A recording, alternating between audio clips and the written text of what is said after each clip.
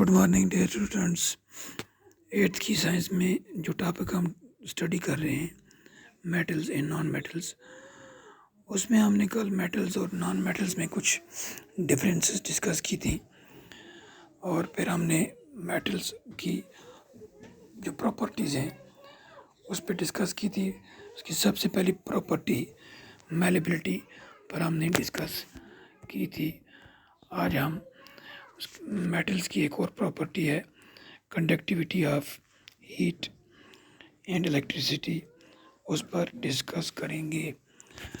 आपने देखा होगा कि जब हम बर्तन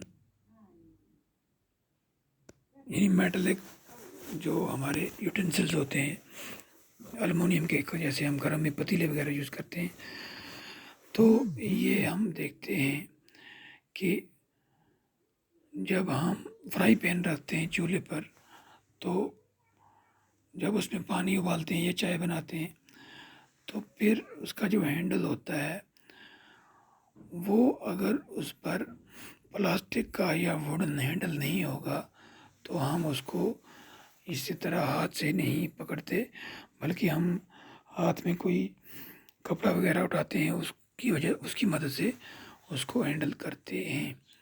अगर उसमें प्लास्टिक या वुडन हैंडल लगा होता है उसको हम आसानी से पकड़ लेते हैं।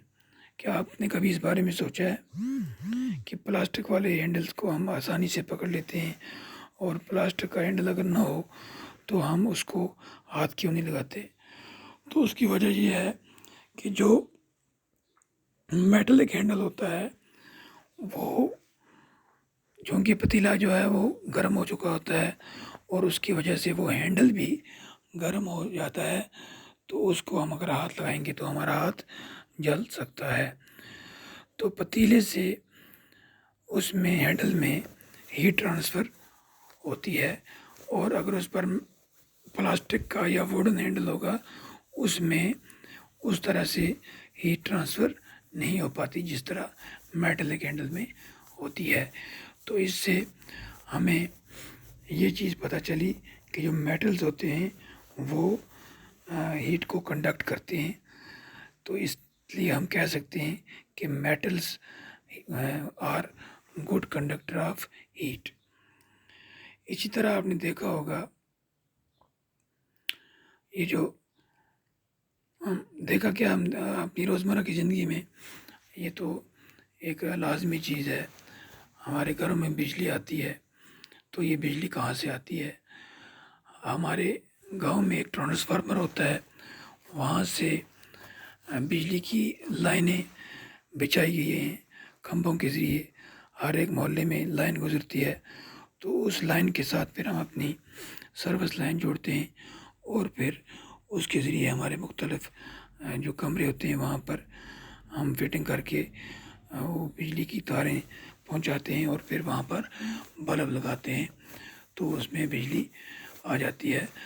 तो कहने का मतलब ये है कि ये जो तारें होती हैं ये या तो कॉपर की होती हैं या एल्युमिनियम की होती हैं, और इनसे जब ये एक दूसरे से जुड़ी होती हैं तो जब करंट फ्लो होता है तो ये एक से दूसरी में चला जाता है, यानी ये बिजली को कंडक्ट करती हैं।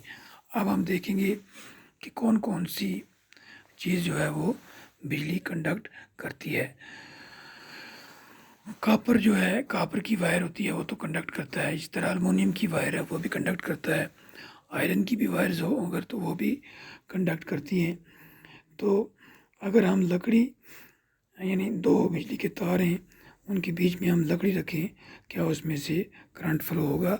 बिल्कुल नहीं हो सकता, क्योंकि लकड़ी जो है वो गुड कंडक्टर ऑफ इलेक्ट्रिसिटी नहीं है। इसी तरह अगर हम प्लास्टिक की कोई चीज़ रखें उससे भी बिजली पास नहीं होगी। यानी ये जो चीज़ें हैं इनमें से बिजली पास नहीं होती है, इन्हें हम कहते हैं पोर कंडक्टर ऑफ इलेक्ट्रिसिटी। इसी तरह अगर हम दो तारों के बीच में आयरन रॉड रखें या आयरन नेल रखें, कील, तो उनको उससे क्या बिजली पास हो जाएगी? बिल्कुल, उससे बिजली पास होती है, वो गुड कंडक्टर है आयरन। इसके अलावा सल्फ़र जो है, अगर हम सल्फ़र रखेंगे तो सल्फ़र से बिजली पास नहीं होगी, इसे हम कहेंगे पोर कंडक्टर। कोल पीस, अगर हम दो तारों के बीच में कोयले का एक टुकड़ा रखें तो उसमें से भी बिजली पास नहीं होगी, वो भी पोर कंडक्टर ऑफ इलेक्ट्रिसिटी है। उसके बाद कापर वायर, कापर वायर में तो ऑलरेडी पास होती है, हमें पता है, तो इसको हम कहेंगे ये गुड कंडक्टर ऑफ इलेक्ट्रिसिटी है। तो आपने ये ऑब्ज़र्व किया कि आयरन रॉड या आयरन नेल और कापर वायर जो है ये क्या हैं? ये हैं गुड कंडक्टर्स, जबकि सल्फ़र पीस और कोल पीस जो हैं वो पोर कंडक्टर ऑफ इलेक्ट्रिसिटी हैं। तो इस बिना पर हम कह सकते हैं कि मेटल जो हैं वो गुड कंडक्टर ऑफ इलेक्ट्रिसिटी हैं। अब उसके बाद एक और प्रॉपर्टी है कि आपने देखा होगा कि ये जो लोहार होते हैं वो लोहे को गर्म करने के बाद हथौड़े के ज़रिए पीटते रहते हैं, तो उससे क्या होता है, उससे लोहा जो है वो फैलता है और वो उससे मुख्तलिफ़ किस्म की चीज़ें बनाते हैं। इसका हमने कल डिस्कस किया था, उसे मैलेबिलिटी कहते हैं। इसी तरह ये लोहा है या एल्युमिनियम है या कॉपर है, उसको गर्म करने के बाद उससे लंबी लंबी तारें बनाई जाती हैं। ये तारें आप देखते हैं बिजली की जो खंभों के साथ लटकी हुई हैं, एल्युमिनियम की तारें, या हम घरों में कॉपर वायर इस्तेमाल करते हैं, तो ये तारें भी बड़े बड़े पीसेस से बनाई जाती हैं। तो इस यानी वो प्रॉपर्टी जिससे एक मेटल की लंबी लंबी तारें, पतली पतली तारें बनाई जा सकें, उसे कहते हैं डक्टिलिटी। तो ये जो हमारे पास मेटल्स हैं, आयरन, एल्युमिनियम, कॉपर वगैरह, ये तमाम जो हैं ये प्रॉपर्टी शो करते हैं, तो हम कह सकते हैं ये मेटल्स डक्टाइल हैं। उसकी बनिस्बत हम देखें, क्या हम लकड़ी से या कोल से तार बना सकते हैं? बिल्कुल भी नहीं बना सकते। अगर हम उससे तार बनाने की कोशिश करेंगे तो वो टूट जाते हैं। तो हम कह सकते हैं कि नॉन मेटल जो हैं उनमें डक्टिलिटी नहीं होती, वो नॉन डक्टाइल होते हैं। तो ये था हमारा आज का टॉपिक। तो इंशाल्लाह इससे बाद जो है कल डिस्कस करेंगे।